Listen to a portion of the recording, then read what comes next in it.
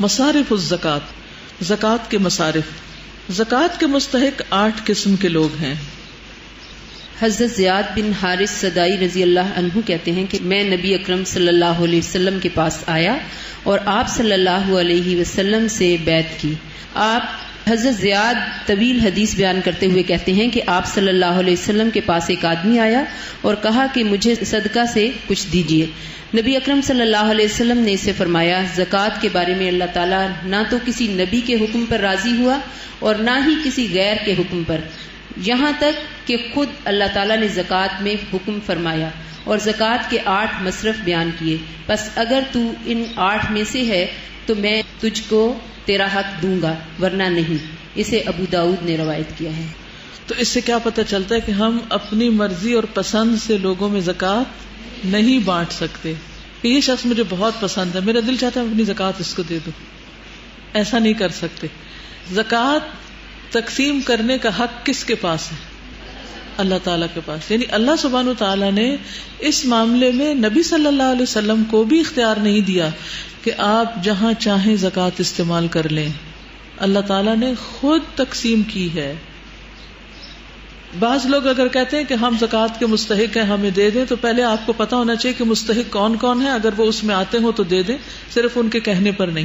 تو اس لیے یہ علم ان علوم میں سے ہے جو فرض کے درجے میں آتے ہیں. جن لوگوں کو اللہ نے مال دیا ہے ان کے اوپر لازم ہے، واجب ہے کہ وہ اس علم کو ضرور سیکھیں ورنہ گناہگار ہوں گے. عاملین زکوٰۃ، زکوٰۃ وصول کرنے والے لوگ زکوٰۃ سے معاوضہ لے سکتے ہیں خواہ غنی ہی کیوں نہ ہو. یعنی حکومت جن کو مقرر کرے گی کہ جا کے زکوٰۃ کلیکٹ کر کے آؤ، وہ اس میں سے لے سکتے ہیں. اس میں وہ لوگ شامل نہیں جو خود سے اٹھ کے زکوٰۃ جمع کرنا شروع کر دیں اور پھر اس میں سے ایک حصہ اپنی تنخواہ رکھ لیں. فرق واضح سمجھ آئے؟ عاملین کون مقرر کرتا ہے؟ حکومت مقرر کرتی ہے، جیسے نبی صلی اللہ علیہ وسلم کے زمانے میں تھا. ٹھیک کہ آپ کے زمانے میں آپ نے زکوٰۃ کلیکٹرز مقرر کیے تھے، جن میں سے ایک نام کل گزرا تھا جس نے تحفہ بھی وصول کیا تھا. تو آپ نے اس کو فرمایا تم اپنے باپ کے گھر کیوں نہیں بیٹھے رہے، پھر دیکھتے تمہیں کیا تحفہ ملتا ہے. ابن لطبیہ. ٹھیک، تو مختلف لوگوں کو زکوٰۃ کلیکٹ کرنے کے لیے مقرر کیا جاتا تھا اور ان کی پھر تنخواہ بھی اس آمدنی میں سے دی جاتی تھی. اب آج کل کیا ہوتا ہے، حکومت کا بھی نظام زکوٰۃ ہے ہمارے ملک میں ہے الحمدللہ، اور اس میں جو لوگ کام کرتے ہیں ان کی تنخواہ جو ہے وہ اس میں سے دے سکتے ہیں، لیکن پرائیویٹ لیول پر یہ کام نہیں کیا جا سکتا. مثلا کوئی ایک شخص لیڈر بن جائے اور کہے کہ اچھا تم سب مجھے دو اپنی زکوٰۃ اور میں اس کو جا کے غریبوں میں تقسیم کرتی، اور اتنے پیسے اس میں سے اتنے % میرے کیونکہ میں یہ کام کر رہی ہوں. تو کیا آپ اپنی تنخواہ خود اس میں سے مقرر کر سکتے ہیں؟ نہیں. چلیے. ابن سعدی رضی اللہ عنہ کہتے ہیں کہ مجھے حضرت عمر رضی اللہ عنہ نے زکوٰۃ لینے پر عامل مقرر کیا. جب میں فارغ ہوا اور حضرت عمر رضی اللہ عنہ تک زکوٰۃ پہنچائی تو حضرت عمر رضی اللہ عنہ نے میرے کام کا معاوضہ ادا کرنے کا حکم دیا. میں نے کہا میں نے تو یہ کام فی سبیل اللہ کیا ہے اور میرا اجر اللہ تعالیٰ پر ہے. انہوں نے کہا جو تو دیا جائے اسے لے لے. میں نے بھی نبی اکرم صلی اللہ علیہ وسلم کے زمانے میں یہی کام کیا تھا. آپ صلی اللہ علیہ وسلم نے مجھے معاوضہ ادا کیا تو میں نے بھی وہی کہا جو تو نے کہا. مجھے نبی اکرم صلی اللہ علیہ وسلم نے فرمایا جب کوئی چیز بن مانگے دیے جاؤ تو اسے کھاؤ اور صدقہ بھی کرو. اسے ابو داؤد نے روایت کیا. عامل کس نے مقرر کیا؟ وہ خود ہی جوش جذبے میں آ کے چل پڑے یہ کام کرنے. کس نے مقرر کیا تھا؟ حضرت عمر نے کیا تھا. جب وہ واپس آئے اس وقت جاتے ہوئے انہیں کچھ نہیں بتایا تمہیں کتنی تنخواہ دیں گے. جب وہ واپس آئے تو انہوں نے کہا کہ اتنے پیسے ان کو دیے جائیں کیونکہ یہ کام کر کے آئے. تو انہوں نے کیا کہا؟ میں تو اللہ کی خاطر کیا ہے، والنٹریلی کیا ہے. تو انہوں نے کہا تم خود تو نہیں مانگ رہے، ہم تمہیں دے رہے ہیں. جب بغیر مانگے تمہیں کچھ مل رہا ہو تو تم اس کو لو. اور پھر اپنی مثال دی کہ میں نے بھی یہی کیا تھا اور نبی صلی اللہ علیہ وسلم نے مجھے فرمایا کہ جب کوئی چیز بن مانگے دیے جاؤ تو اسے کھاؤ اور صدقہ بھی کرو، یعنی اس مال میں سے. جی آپ کچھ کہہ رہے؟ اس میں ایک چیز یہ ہے کہ اگر آپ نے خود سے ایک وعدہ کیا ہوا ہے کہ کوئی بھی چیز آپ کو جو دی جائے گی اس راستے میں تو وہ آپ نہیں رکھیں گے اپنے پاس، تو وہ کر سکتے ہیں، پھر وہ وعدہ پورا کریں گے؟ جی کریں گے. فقراء اور مساکین زکوٰۃ کے مستحق ہیں. اب وہ جو 8 حصے ہیں ان میں سے سب سے پہلا حصہ فقراء اور مساکین کا ہے. حضرت عبداللہ بن عباس رضی اللہ تعالی عنہ سے روایت ہے کہ نبی اکرم صلی اللہ علیہ وسلم نے حضرت معاذ رضی اللہ تعالی عنہ کو یمن کی طرف بھیجا اور ساری حدیث بیان کی، جس میں یہ ہے کہ اللہ تعالیٰ نے مسلمانوں پر زکوٰۃ فرض کی ہے جو دولت مندوں سے لے کر فقراء کو دی جائے گی. اسے بخاری اور مسلم نے روایت کیا ہے. حدیث کے الفاظ بخاری کے ہیں. قرآن مجید میں اس کی تفسیر میں آپ پڑھ چکے ہیں کہ فقیر وہ ہوتا ہے جس کے پاس کچھ بھی نہ ہو، جس کی کمر ٹوٹ جائے غربت کی وجہ سے، اور مسکین وہ ہوتا ہے جس کے پاس ہو مگر ضرورت پوری نہ ہوتی ہو کچھ لیکن ضرورت پوری نہ ہوتی ہو. تو ان دونوں کو دی جا سکتی. تھوڑا فرق ہے. مصیبت زدہ مقروض اور ضمانت بھرنے والوں کی مدد کے لیے زکوٰۃ دینا جائز ہے. مصیبت زدہ جیسے سیلاب آ جاتا ہے. اب ایک شخص ملینئر تھا، سیلاب میں اس کا سب کچھ بہہ گیا، اب وہ کیا ہے؟ مصیبت زدہ. اب اس پر زکوٰۃ کے پیسوں سے جو امدادی کاروائیاں ہیں اس میں سے وہ کھا سکتا ہے، پی سکتا ہے، ضرورت کی چیز لے سکتا ہے کیونکہ اس کا سب کچھ لٹ گیا. اسی طرح کسی نے تاوان بھرنا ہے. تاوان بھرنا کیا ہوتا ہے؟ مثلا اغوا ہو گیا کسی کا، کوئی اس کا تاوان اس کو دے کے اس بچے کو چھڑانا ہے، یا پھر اس سے کوئی کسی کا ایسا ڈیمیج ہو گیا ہے، یا کسی کی اس نے ضمانت دی ہے. تو ایسی صورتوں میں جب ناگہانی مصیبتیں کوئی آ جائے کہ وہ خود اپنی آمدنی سے ان کو پورا ہی نہیں کر سکتا. اسی طرح بعض اوقات کسی سے قتل خطا ہو جاتا ہے، اب اس کو دیت دینا ہے، تو اس صورت میں ایسے لوگوں کی مدد زکوٰۃ سے کی جا سکتی. قبیصہ بن مخارق ہلالی رضی اللہ عنہ سے روایت ہے کہ میں ضامن بنا اور رسول اکرم صلی اللہ علیہ وآلہ وسلم کے پاس آیا اور اس بارے میں آپ صلی اللہ علیہ وسلم سے سوال کیا. آپ صلی اللہ علیہ وآلہ وسلم نے فرمایا، ہمارے پاس ٹھہر یہاں تک کہ صدقہ آئے، ہم اس میں سے تم کو دلوا دیں گے. پھر فرمایا، اے قبیصہ، مانگنا حلال نہیں مگر 3 آدمیوں کو. ایک وہ جس نے ضمانت اٹھائی، بس اس کے لیے سوال کرنا درست ہے یہاں تک کہ ضمانت ادا ہو جائے، پھر وہ سوال کرنے سے رک جائے. دوسرا وہ آدمی جس کو کوئی آفت پہنچی اور اس کا مال و اسباب ہلاک ہو گیا، تو اس کے لیے سوال کرنا درست ہے یہاں تک کہ اسے اتنا مل جائے جس سے اس کی ضرورت پوری ہو جائے. یا فرمایا، جو اس کی حاجت مندی کو دور کر دے. اور تیسرا وہ شخص کہ اس کو سخت فاقہ پہنچا یہاں تک کہ اس کی قوم کے 3 معقول آدمی اس بات کی گواہی دیں کہ فلاں شخص کو سخت فاقہ پہنچا ہے، پس اس کے لیے مانگنا درست ہے یہاں تک کہ اسے اتنا مل جائے کہ اس کی ضرورت پوری ہو جائے. یا فرمایا، حاجت مندی کو دور کرے. اے قبیصہ، ان تینوں صورتوں کے علاوہ سوال کرنا حرام ہے اور ایسا سوال کرنے والا حرام کھاتا ہے. اسے مسلم نے روایت کیا. تو اس سے کیا پتہ چلتا ہے؟ بھیک مانگنا حرام ہے، ٹھیک ہے، اور نہیں اس میں یہ کھانا دے دے.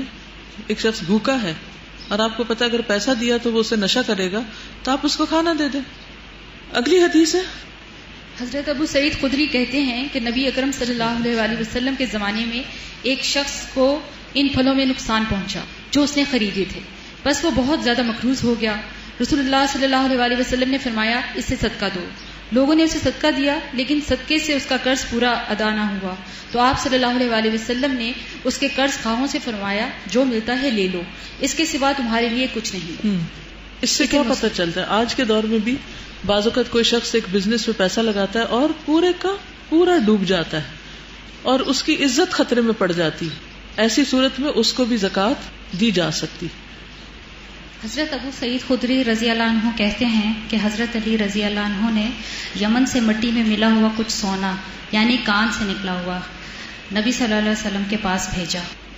آپ صلی اللہ علیہ وسلم نے اسے 4 آدمیوں میں تقسیم فرما دیا. اقرا بن حابس حنزلہ، وینیا بن بدر فزاری، القمہ بن علاسہ عامری. ایک آدمی بنی کلاب سے، زید خیر الطائی یا پھر بنی نبہان سے، اس پر قریش بہت غضبناک ہوئے اور کہنے لگے آپ صلی اللہ علیہ وآلہ وسلم نجد کے سرداروں کو دیتے ہیں اور ہم کو نہیں دیتے. اس پر رسول اللہ صلی اللہ علیہ وآلہ وسلم نے فرمایا میں ان کو اس لیے دیتا ہوں کہ ان کے دلوں میں اسلام کی محبت پیدا ہو. اسے مسلم نے روایت کیا ہے. تو اس سے کیا پتہ چلتا ہے کہ کس کو زکوٰۃ دی جا سکتی، خواہ وہ امیر ہو جو اسلام کی طرف آ رہا ہو، یعنی نان مسلم ہو، یا نیا مسلمان ہوا ہو اور اسے اسلام سے محبت دلانے کے لیے، تالیف قلب کے لیے. ٹھیک ہے، نیکسٹ زبیدہ آپ پڑھیے. غلاموں کی آزادی یا قیدیوں کی رہائی کے لیے زکوٰۃ صرف کرنا جائز ہے. حضرت برا کہتے ہیں کہ ایک آدمی نبی اکرم صلی اللہ علیہ وسلم کے پاس آیا اور کہا مجھے ایسا عمل بتائیے جو مجھے جنت سے قریب کر دے اور دوزخ سے دور ہٹا دے. آپ نے فرمایا جان کو آزاد کر اور غلام کو نجات دلا. اس نے کہا اے اللہ کے رسول صلی اللہ علیہ وسلم کیا یہ دونوں ایک ہی نہیں ہیں؟ آپ نے فرمایا نہیں، جان آزاد کرنا یہ ہے کہ تو اکیلا آزاد کرے، غلام کو نجات دلانا یہ ہے کہ تو اس کی قیمت ادا کرنے میں مدد کرے. واضح کریں، یعنی اس سے کیا بات ثابت ہوتی، کہاں زکوٰۃ دی جا سکتی، حکم کیا ثابت ہوتا ہے؟ جیسے آج کے دور میں مثال کے طور پر کچھ لوگ بے گناہ قیدیوں کو رہا کرانے میں، یا ایسے لوگ جو مثلاً کچھ میں نے سنا ہے، جانتی تو میں نہیں، لیکن گاؤں وغیرہ میں لوگ سارا سال کسان ہوتے ہیں، ان سے قرضہ لے کر استعمال کرتے رہتے ہیں، پھر جب وہ کچھ قرضہ ادا نہیں کر پاتے تو وہ ان کو یرغمال بنا لیتے ہیں. یرغمال کا مطلب آتا ہے یعنی وہ کہیں جا نہیں سکتے، ان کو انہی کے ہاں پھر کام کرنا ہوتا ہے اور ان کو کوئی تنخواہ وغیرہ نہیں ملتی، اور وہ اس کے بدلے میں کام کر رہے ہوتے ہیں جو ان کے سر پہ قرضہ ہوتا ہے.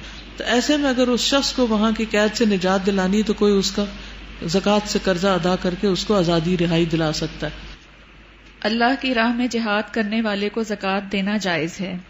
عطا بن یسار رضی اللہ عنہ کہتے ہیں کہ رسول اکرم صلی اللہ علیہ وآلہ وسلم نے فرمایا غنی آدمی کے لیے زکوٰۃ حلال نہیں مگر 5 صورتوں میں.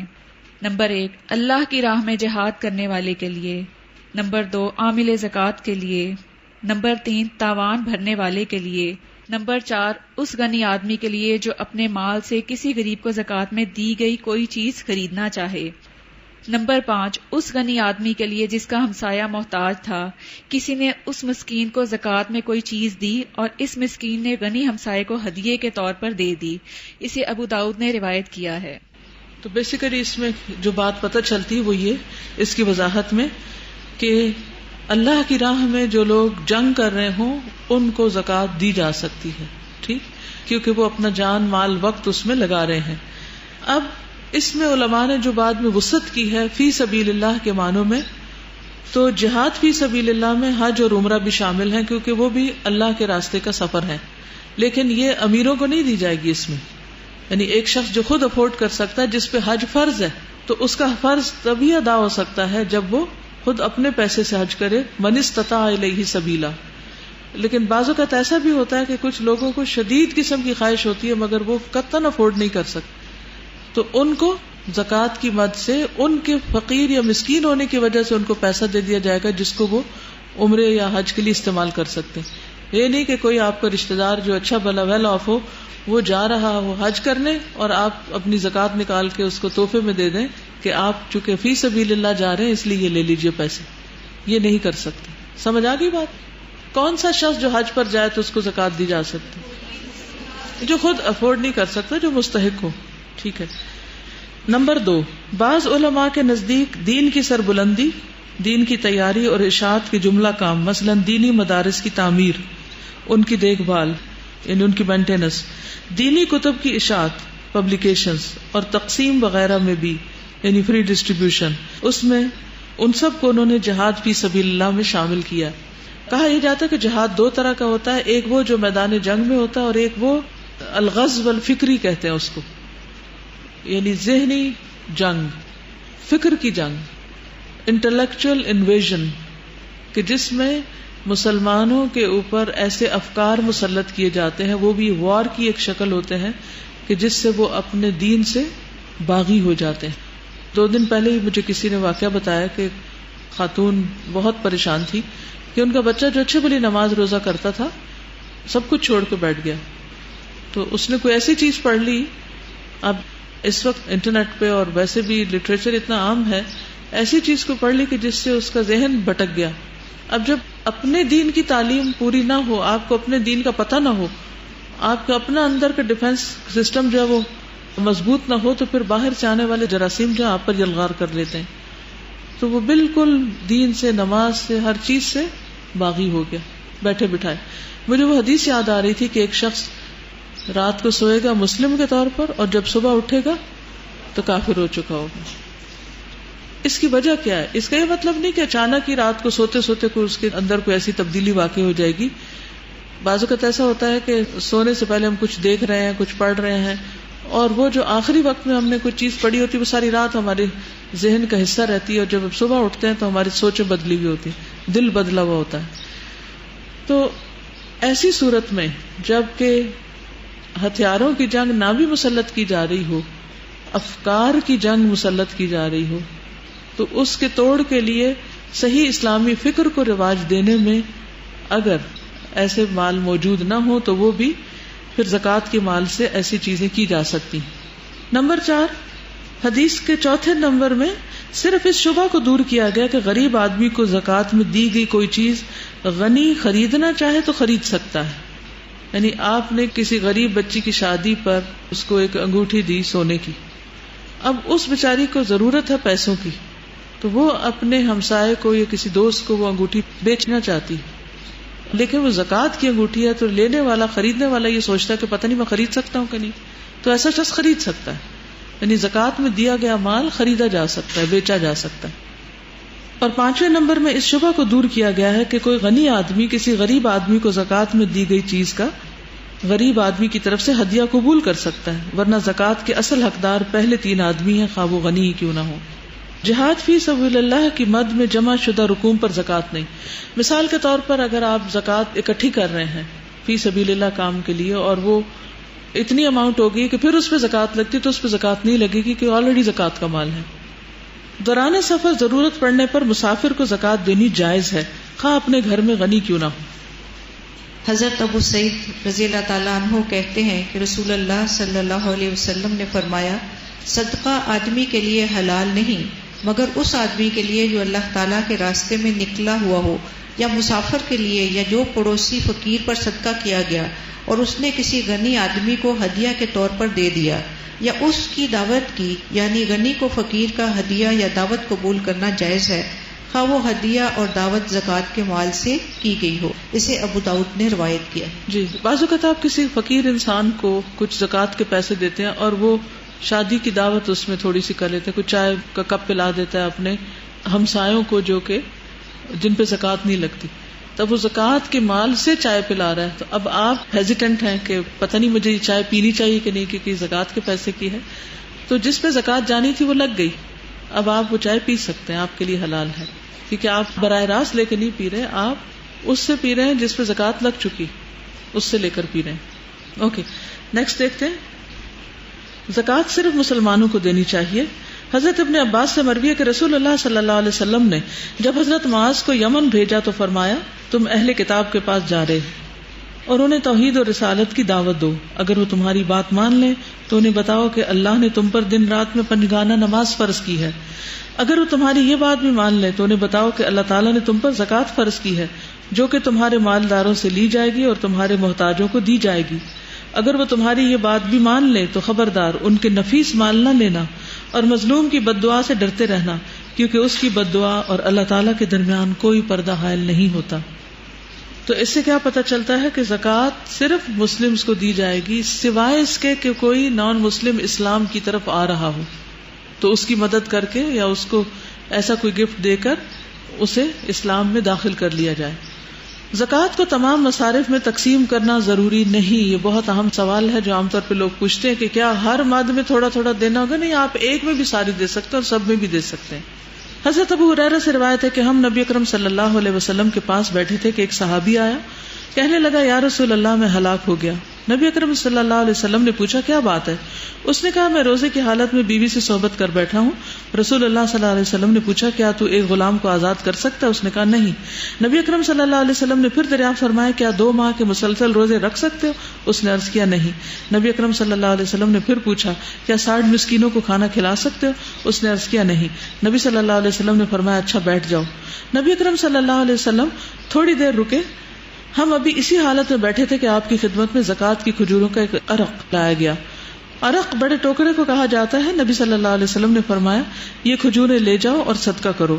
اس نے عرض کیا یا رسول اللہ صلی اللہ علیہ وسلم کیا صدقہ اپنے سے زیادہ محتاج لوگوں کو دوں؟ واللہ مدینہ کی ساری آبادی میں کوئی گھر میرے گھر سے زیادہ محتاج نہیں. رسول اللہ صلی اللہ علیہ وسلم ہنس دیے یہاں تک کہ نبی اکرم صلی اللہ علیہ وسلم کی داڑھیں نظر آنے لگی. نبی اکرم صلی اللہ علیہ وسلم نے فرمایا اچھا جاؤ اپنے گھر والوں کو ہی کھلا دو. اسے بخاری اور مسلم نے روایت کیا ہے. زکوٰۃ کے مسارے میں چند باتیں اور سب سے پہلے تو قرآن مجید کی وہ آیت جو سورۃ التوبہ کی آیت نمبر 60 ہے انما الصدقات للفقراء والمساکین والعاملین علیہا والمؤلفۃ قلوبهم وفی الرقاب والغارمین وفی سبیل اللہ وابن السبیل فریضۃ من اللہ واللہ علیم حکیم.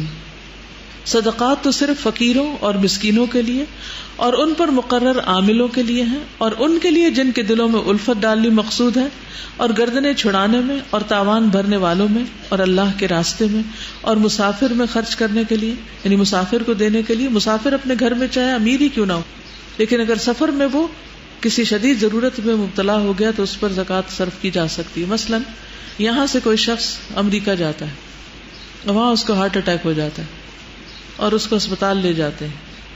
آپ کو معلوم ہے کہ اس کے اخراجات کتنے ہوں گے؟ اخراجات بہت زیادہ ہوتے ہیں. کنٹریز میں ہیلتھ انشورنس ہوتی ہے اور انشورنس کمپنیز یوزلی پے کرتی ہیں. انڈیویجولز اپنی جیب سے پے نہیں کر رہے ہوتے اور وہ اچھے بھلے لوگ بھی افورڈ نہیں کر سکتے. بہت زیادہ خرچہ ہوتا. اب یہ مسافر گھر میں اچھا بھلا تھا اپنے خرچے پہ گیا اپنے کسی کام کاروبار بزنس کے لیے گیا لیکن اچانک کوئی ایسا حادثہ پیش آ گیا. بعض اوقات کچھ کھو جاتا ہے کچھ ایسی مشکلات آ جاتی ہیں تو اس صورت میں زکوٰۃ سے مدد کی جا سکتی. وہ وابن السبیل میں آ رہا ہے. ٹھیک ہے. مال میں دوسروں کے حقوق. ابو سعید خدری رضی اللہ عنہ بیان کرتے ہیں کہ ہم ایک سفر میں رسول اللہ صلی اللہ علیہ وسلم کے ساتھ تھے کہ ایک آدمی اپنی اونٹنی پر آیا اور اسے دائیں بائیں گھمانے لگا. تو رسول اللہ صلی اللہ علیہ وسلم نے فرمایا جس کے پاس کوئی زائد سواری ہو وہ اس شخص کو دے دے جس کے پاس سواری نہ ہو اور جس کے پاس کھانے پینے کی کوئی زیادہ چیز ہو وہ اس کو دے دے جس کے پاس توشہ نہ ہو. آپ کے اس ارشاد سے ہم نے یہ سمجھا کہ ہمارے زائد مالوں میں ہمارا کوئی حق نہیں یعنی جو زائد ہے ایکسٹرا ہے اس سے کسی نہ کسی کی مدد کی جائے. دوسرا للفقراء فقراء کے لیے. نمبر 1 جو قرآن مجید میں آیا وہ فقراء کے لیے. تو فقیر کون ہے؟ رسول اللہ صلی اللہ علیہ وسلم نے فرمایا جو سوال کرے اور اس کے پاس ایسی چیز ہو جو اسے اس سے بے نیاز کرتی ہو تو قیامت کے روز اس کے چہرے پر خموش یا خدوش یعنی زخم ہوں گے. لوگوں نے سوال کیا اللہ کے رسول غنی کون ہوتا ہے؟ آپ نے فرمایا جس کے پاس 50 درہم یا اس کی قیمت کے بقدر سونا ہو. کون ہے امیر؟ 50 درہم یا اس کے عوض سونا ہو. اب آپ کہیں گے 50 درہم کتنے ہوتے ہیں؟ درہم چاندی کا ہوتا ہے یعنی 10,000 روپے سمجھے. اوکے اندازن ایک رف ایسٹیمیٹ ہے. نمبر 2 مساکین. مسکین وہ نہیں جسے 1-2 لقمے در بدر پھرائیں. مسکین تو وہ ہے جس کے پاس اتنا مال نہ ہو جو اسے بے نیاز کر دے اور وہ لوگوں سے سوال کرنے میں شرم محسوس کرے یا وہ لوگوں سے چمٹ کر سوال نہ کر سکے یعنی وہ بھی غریب ہے اور اپنی ضرورت پوری نہیں کر سکتا. نبی صلی اللہ علیہ وسلم نے کھجوروں کا پھل توڑنے والے سب لوگوں کو حکم دیا کہ جو کوئی 10 وسق کھجور کاٹے وہ 1 خوشہ مساکین کے لیے مسجد میں لٹکا دے. چمٹ کے نہیں مانگتے. وہ سوال کے بارے میں تھی جو سوال کرے. رسول اللہ صلی اللہ علیہ وسلم نے فرمایا جو سوال کرے اور اس کے پاس ایسی چیز ہو جو اسے سوال سے بے نیاز کرتی ہو تو قیامت کے دن اس کے منہ پر زخم ہوں گے. آپ سے پوچھا کہ غنی کون ہوتا ہے؟ تو جو غنی نہیں وہ فقیر ہے نا. آپ نے فرمایا جس کے پاس 50 درہم یا اس کی قیمت کے بقدر سونا ہو. پھر مسکین وہ ہے جو لپٹ لپٹ کے نہ مانگے. پھر عاملین علیہا جو اس پر کام کرنے والے ہوں.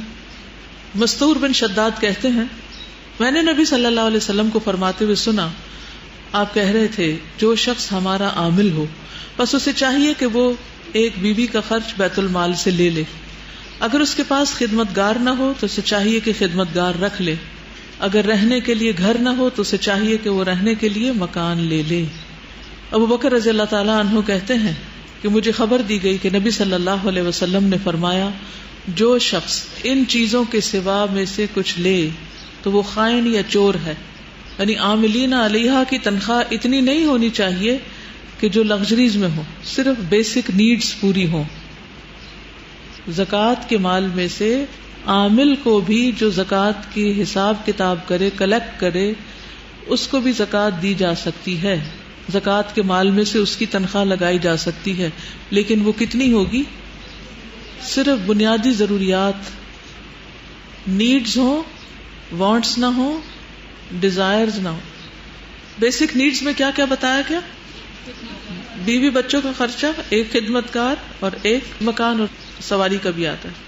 دوسری حدیث میں آتا ہے، مستورد بن شداد کہتے ہیں کہ میں نے نبی صلی اللہ علیہ وسلم کو یہ فرماتے ہوئے سنا جو شخص ہماری طرف سے گورنر نامزد ہو، اب یہ سرکاری ملازمین کے بارے میں بات ہو رہی ہے، اور اس کے پاس کوئی گھر نہ ہو تو اسے چاہیے کہ وہ گھر بنا لے، بیوی نہ ہو تو چاہیے کہ شادی کر لے، خادم نہ ہو تو چاہیے کہ خادم رکھ لے، سواری نہ ہو تو چاہیے کہ سواری لے لے، لیکن جو اس کے علاوہ لے گا تو وہ خائن ہے، خیانت کرنے والا ہے۔ مؤلفۃ القلوب میں جن کے دل رکھنے ہوں، اس میں آپ کو وہ حدیث بتائی گئی تھی کہ صفوان بن امیہ کو نبی صلی اللہ علیہ وسلم نے 100 اونٹ دیے، پھر 100 دیے، پھر 100 دیے، تو انہوں نے اپنی قوم سے آ کے کیا کہا کہ تم ایمان لے آؤ، شابش۔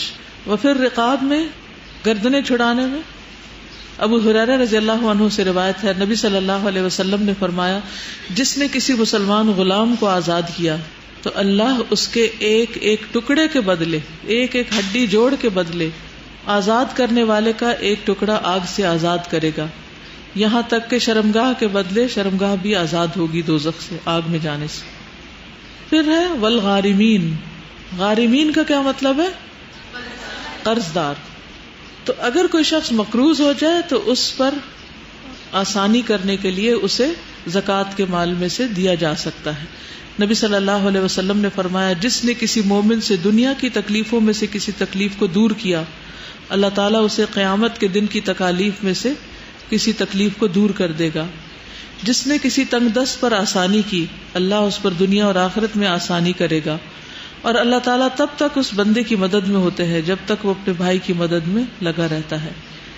ایک اور حدیث میں آتا ہے، سلسلہ صحیحہ کی حدیث ہے، مومن کو خوش کرنا، اس کا قرضہ ادا کرنا، اس کی ضرورت پوری کرنا، اس سے کسی مصیبت کو دور کرنا افضل اعمال میں سے ہے۔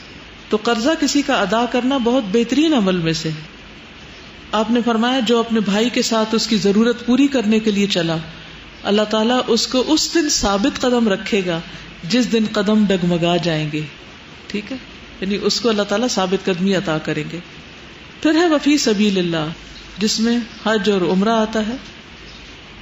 پھر اللہ کے راستے میں دینے کا اجر کیا ہے؟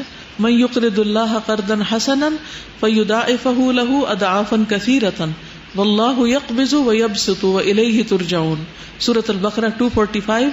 کون ہے وہ جو اللہ کو قرض دے، اچھا قرض، پس وہ اس کے لیے بہت زیادہ گنا بڑھا دے، اور اللہ بند کرتا ہے اور کھولتا ہے، جس کا اللہ چاہتا ہے رزق کھول دیتا ہے اور جس کا چاہتا ہے تنگ کر دیتا ہے، اور تم اسی کی طرف لوٹائے جاؤ گے۔ پھر اللہ تعالیٰ کا تہائی رات کو پکارنا، اور اس میں بھی کیا آتا ہے؟ ابو ہریرہ کہتے ہیں رسول اللہ صلی اللہ علیہ وسلم نے فرمایا اللہ تعالیٰ آدھی رات یا رات کے آخری تہائی حصے میں آسمان دنیا میں نزول فرماتے ہیں اور فرماتے ہیں کون ہے جو مجھ سے دعا کرے میں اس کی دعا قبول کروں، جو مجھ سے سوال کرے میں اسے عطا کروں۔ پھر فرمائے کون ایسے رب کو قرض دے گا جو نہ تو فقیر ہے اور نہ کسی کا حق مارنے والا ہے۔ اس کا کیا مطلب؟ کون ایسے رب کو قرض دے گا جو فقیر نہیں اور نہ کسی کا حق مارتا ہے؟ رب کو قرض دینا کیا مطلب ہے اس کا؟ من یقرض اللہ قرضا حسنا، دین کی خاطر مال خرچ کرنا۔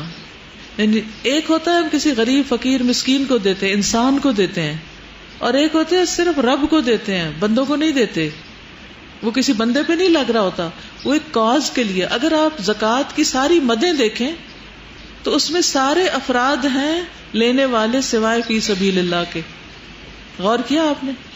فقراء، مساکین، عاملین علیہا، مؤلفۃ القلوب والغارمین وفی الرقاب، اور پھر وفی سبیل اللہ وابن السبیل.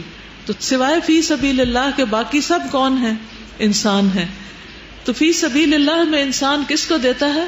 اپنے رب کو دیتا ہے. اب رب کو تو ضرورت نہیں، یہ ایسے ہی جیسے کونوا انصار اللہ، اللہ کے مددگار بن جاؤ. اللہ کو ضرورت نہیں نہ ہمارے مال کی نہ ہمارے کسی کام کی. تو اس سے مراد دین کی سربلندی کے لیے خرچ کرنا، ٹھیک ہے، دین کی خاطر خرچ کرنا. تو رات کے وقت اللہ تعالیٰ یہ بھی پکارتے، کون ہے جو ایسے رب کو قرض دے گا جو نہ فقیر ہے نہ کسی کا حق مارنے والا ہے. آج مجھے صبح ایک میل آئی اور اس میں ہمارے کچھ دوست مری گئے ہیں، اور انہوں نے مال روڈ پہ دیکھا کہ ایک بہت بڑا بک سٹال تھا جس میں بائبل کو اس طرح پیش کیا گیا جیسے بظاہر قرآن نظر آتا، کہیں ورڈ کرسچن نہیں تھا. تو جو کافی بکس ریڈ کرتے ہیں تو ان کو بڑا شوق ہوا کہ میں اس کو لے کے دیکھوں گی یہاں کیا کتابیں ملیں. تو دیکھا کہ ہر قسم کا کرسچینٹی کا لٹریچر پڑا ہوا ہے.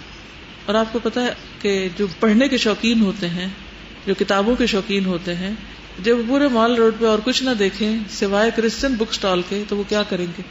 وہی لے لیں گے اور پھر پڑھیں گے، اور اپنے دین کا کچھ پڑھا ہوا نہیں. تو میں یہ سوچ رہی تھی کہ یہ کون سا جذبہ ہے جو انسانوں کو اس حد تک سچواتا ہے کہ یہاں لوگ ہاتھ آ جائیں گے، یہاں اپنے دین کی تبلیغ. ہمیں کیوں نہیں سوچ آتی؟ ہمیں کیوں نہیں سوچ آتی؟ کیونکہ ہم عام طور پر کیوں بیٹھ جاتے ہیں بعض اوقات کہ وسائل نہیں ہیں. ظاہر ہے کہ اگر وہاں پر کوئی سٹال لگائے گا، مثلا اگر ہم ہی سوچتے ہیں کہ ہم لگاتے ہیں تو اس کو لگانے کے لیے کیا چاہیے ہوگا؟ اگر ہم کتابیں بھی جو چھپی ہوئی وہی اٹھا کے بھیج دیں یا اور اچھے اداروں کی کتابیں لے جا کے بھی وہاں رکھ دیں تو وہاں ایک کھوکھا لگانے کے لیے بھی پیسے چاہیے نا. وہ کون مائی کا لال اپنی جیب سے دے گا؟ کوئی بھی نہیں دے گا. اگر ایک بندہ بھی وہاں کھڑا کرتے اس کی تنخواہ کون دے گا؟ کون دے گا؟ کوئی مفت کرے گا کام؟ اس نے اپنے بچوں کا پیٹ پالنا، وہ مفت کہاں کھڑا ہوگا وہاں؟ تو یہ سارے کام وسائل سے ہوتے ہیں نا. دین وسائل کے ساتھ پھیلتا ہے. ہم اپنے کلین منی میں سے دینا نہیں چاہتے، تھوڑا بہت کچھ دیں گے. تو فی سبیل اللہ میں اگر اور کچھ نہیں تو پھر زکوٰۃ سے ہی مدد کریں، کچھ تو کریے. تو ہمارا فریضہ ہے، ہمیں اپنے مال میں سے دینا چاہیے. میں سوچ رہی تھی کون کرے گا، کس سے فریاد کرے، کون کرے، کون سوچے؟ اللہ کے دین کے لیے کون سوچے؟ ہم سب اپنی ذات کے لیے تو بہت سوچنے والے ہیں. اور یہ تو ایک جگہ ایک اسپاٹ ہے، بے شمار 20 اسپاٹس ہیں جہاں سب کچھ کیا جا سکتا ہے اگر دو چیزیں جمع ہو جائیں. ایک اچھا ذہن جو پلاننگ کرنا جانتا اور پھر ڈٹرمینیشن کے ساتھ ایسی ساری چیزوں کو مینج کرے، اور دوسرے پھر ایسے وسائل کہ ایسے سٹال لگانے کے لیے بیسک ریسورسز ہوں کہ چھوٹی سی جگہ جا کرائے پر لے لی جائے اور ایک بندے کی تنخواہ مسلسل دی جائے. تو اگر مہینے میں 10 کتابیں بھی جاتی تو آپ کی حجت تو تمام ہوتی ہے نا. استاذہ میں یہ کہہ رہی تھی کہ جیسے آپ ابھی کہہ رہی تھی کہ یہ خیالات ہمیں کیوں نہیں آتے، تو جب ہم اللہ کے کام کو اپنا بالکل ذاتی کام سمجھیں تو اس سے بھی آگے سمجھیں، بہت سے آئیڈیاز ذہن میں جنریٹ ہوتے ہیں. جیسے ایک بھوکا آدمی ہے، وہ سوچتا ہے نا کہ میں ٹوکرا لگا لوں، کسی جگہ پہ جا کے بیٹھ جاؤں، یا کیا کروں کہ میری ضرورت پوری ہو. اگر بالکل اس کے پیرالل ہم اللہ کے دین کو سمجھیں گے تو بے شمار آئیڈیاز جنریٹ ہوتے ہیں ذہن میں. بس اسی بات کی ضرورت ہے. یہاں الہدا میں کام کرتے ہوئے اس سے پہلے بہت ہی زیادہ مقامات پہ یہ خیال آتا ہے، اور جب ہم لوگوں سے بات کرتے ہیں اپنی گیدرنگ میں تو بہت سے لوگ ملتے ہیں لیکن وہ سارے الگ الگ ہیں، وہ ایک ایک قطرہ ہے، ان کو کوئی پلیٹ فارم نہیں مل رہا. ہم مسلمز میں بہت زیادہ ٹیلنٹ بھی ہے جو صرف اس وقت سکیٹرڈ ہے. اگر ہم پلیز کہیں سے سٹارٹ لے لیں، کوئی ایسا پلیٹ فارم بنا دیں جس کے پاس جو صلاحیت ہے وہ لے کے کمٹمنٹ کی ضرورت ہے نا. اگر ایک بندہ بھی کمٹمنٹ کے ساتھ کھڑا ہو جائے نا تو اللہ سبحانہ وتعالیٰ کا وعدہ کیا ہے؟ ان یکم منکم 20 صابرین یغلبوا 200. 20 بندے بھی اگر ایک ادارے کے اندر ایسے ہوں جو اتنے کمیٹڈ ہو کہ کسی قیمت پہ چھٹی نہ کریں، کسی قیمت پر اپنی ڈیوٹی نہ چھوڑیں، ان کے ساتھ اچھا ہو یا برا ہو وہ جمے رہیں، وہ پلرز بنے رہیں، تو بہت کچھ ہو سکتا ہے، بہت کچھ ہو سکتا ہے. لیکن ہم سب سے زیادہ اپنی ذات کے بارے میں سوچتے ہیں. مجھے کچھ فائدہ مل رہا ہے سب ٹھیک ہے، اگر مجھے کوئی مسئلہ آیا تو سب سے پہلے میں اس سے بری ذمہ ہوں. ہمارے ہاں وہ استقامت نہیں ہے، کیونکہ کسی کو ساتھ ملانے کے لیے بہت بڑا دل چاہیے ہوتا ہے، بہت بڑا دل چاہیے ہوتا ہے کہ آپ دوسرے کی ناپسندیدہ چیزوں کو بھی برداشت کرتے جائیں اور اس کو ساتھ لے کے چلتے جائیں. اختلاف کے بغیر اتحاد نہیں ہوتا. اصل اتحاد وہی ہے جو اختلاف کے ساتھ ہوتا ہے، کہ آپ اختلاف برداشت کر کے دوسرے کی خیر سے فائدہ اٹھاتے رہیں، اپنی ذات کے لیے نہیں، دین کے لیے. پھر اس کے بعد اللہ سبحانہ وتعالی فی سبیل اللہ خرچ کرنے والوں کو 700 گنا اجر کی بشارت دیتا ہے. سورۃ البقرہ 261 مثل الذین ينفقون اموالهم فی سبیل اللہ کمثل حبۃ انبتت 7 سنابل فی کل سنبلۃ 100 حبۃ واللہ یضاعف لمن یشاء واللہ واسع علیم. ان لوگوں کی مثال جو اپنے مال اللہ کے راستے میں خرچ کرتے ہیں ایک دانے کی مثال کی طرح، جس نے 7 خوشے اگائے، ہر خوشے میں 100 دانے ہیں، اور اللہ جس کے لیے چاہتا ہے بڑھا دیتا ہے، اور اللہ وسعت والا اور سب کچھ جاننے والا ہے. تو یہ بھی فی سبیل اللہ دینے کا اجر بتایا گیا ہے. حدیث میں بھی آتا ہے جس نے اللہ کی راہ میں کوئی چیز خرچ کی اس کے لیے اس کا 700 گنا اجر لکھا جاتا ہے. ابو مسعود کہتے ہیں ایک آدمی نے اللہ کے راستے میں ایک اونٹنی صدقہ کی جس کی ناک میں نکیل بھی پڑی ہوئی تھی. نبی صلی اللہ علیہ وسلم نے فرمایا قیامت کے دن یہ 700 اونٹنیاں لے کر آئے گا جن کی ناک میں نکیل پڑی ہوگی. یعنی اللہ تعالیٰ اتنا زیادہ بڑھا کے لوٹائے گا، لیکن ہمیں اللہ کے وعدوں پہ یقین نہیں، اس لیے ہم اللہ کے راستے میں قربانی نہیں کر سکتے.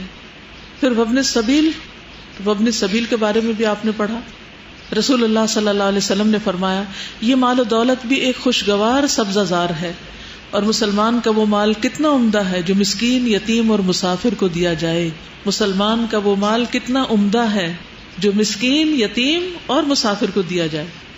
پھر کچھ دیگر جو مستحق لوگ ہیں ان کی بات بھی کرتے جاؤں.